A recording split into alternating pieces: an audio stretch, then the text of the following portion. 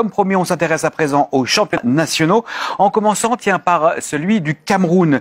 La MTN Elite One a redémarré depuis une semaine et le moins qu'on puisse dire, c'est qu'elle est repartie sur de nouvelles bases avec de grandes réformes initiées par Samuel Eto'o, le président de la fédération. Voyez le reportage d'Ekunga Wenang 5 mis en forme par Étienne Guinet.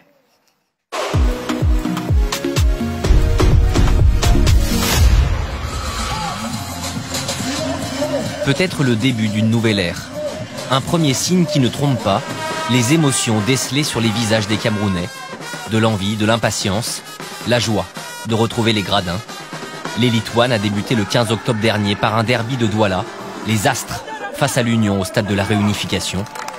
Sous l'impulsion du président de la fédération Samuel Eto'o, le championnat camerounais veut retrouver de sa superbe. Très content de retrouver ce championnat. Il y a longtemps, on n'avait jamais vu un public comme ce que nous voyons en ce moment. On peut imaginer une vingtaine de mille de spectateurs pour ce match d'ouverture du championnat de première division. Et nous constatons également que le niveau de jeu est avancé. Il y a longtemps, le public avait perdu l'engouement, l'envie d'aller au stade parce qu'on n'avait plus de très bons joueurs qui évoluaient au niveau local. Si les Camerounais gardent l'envie de jouer d'abord leur championnat avant de s'expatrier, je crois que les choses seront bien. Les deux équipes se sont quittées sur un score de parité. Mais l'essentiel est ailleurs, car ce match marque une première victoire pour la terre des Lions indomptables. La victoire d'un renouveau, d'un espoir renaissant. Il y a de cela 2 ans, les visages étaient inquiets, les paroles alarmantes.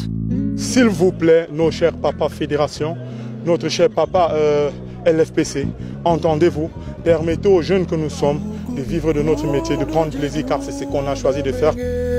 L'arrêt du championnat avait créé une immense précarité, poussant certains à se reconvertir de façon éphémère. Pour survivre, c'était le cas de Joël Zana, footballeur et cordonnier. Mais aujourd'hui, la donne a changé. Les annonces de la FECAFOOT, les garanties financières ont rassuré certains joueurs. Salut, bienvenue chez moi. En ont attiré d'autres. J'ai été charmé, motivé par Samuel Eto'o, son arrivée à la Fédération du football camerounais. C'est pour cela que j'ai sollicité à revenir en arrière pour mieux sauter, quoi. Le salaire, c'est même la chose la plus motivante. C'est pour cela que j'ai fait demi-tour, quoi.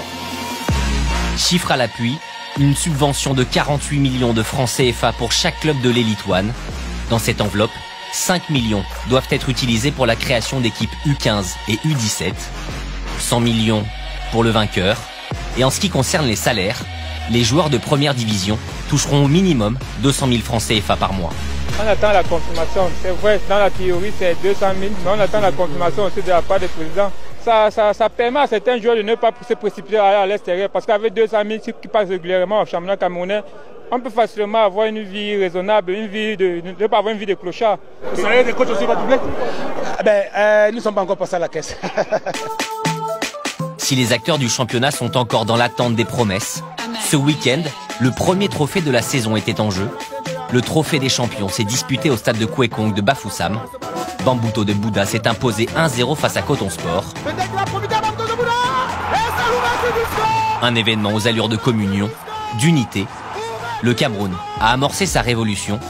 En attendant de tirer un premier bilan de ses évolutions, le football a retrouvé sa place, a retrouvé vie au pays des Lions indomptables. Voilà donc pour ce reportage sur les évolutions du championnat camerounais. Est-ce que vous êtes optimiste sur ce qui est en train de se passer là-bas, mon cher Samuel, sur les mesures envisagées par Samuel Eto'o? Ouais, on peut lui trouver des défauts, ça et là, Samuel Eto'o, mais on ne peut pas dire qu'il manque d'ambition et de dynamisme. Pour le football, déjà, il est patriote, il veut que le Cameroun retrouve un grand championnat national.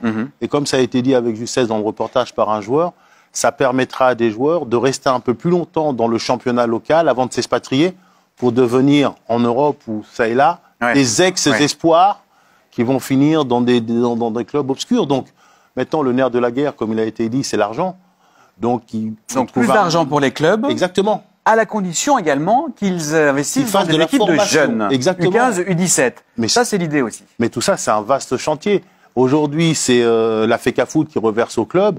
Mais dans l'avenir, on a aujourd'hui des infrastructures au Cameroun de qualité. La CAN est passée par là. C'est qu'il va falloir trouver un modèle économique, rendre ce championnat attractif. C'est ce qu'essaie de faire Samuel Eto'o pour ramener les télés. Mais déjà, dans un premier temps, ce qu'il fait, ça rassure tous les footballeurs camerounais. Là, on voit Jean-Paul Akono, qui a été sélectionneur du Cameroun. Exact. Voilà, mais il travaille en accord aussi, il ne faut pas oublier, avec le syndicat des joueurs, qui est représenté par Jeremy Jintap, pour avoir ce salaire minimum. Donc, les choses prennent une bonne tournure.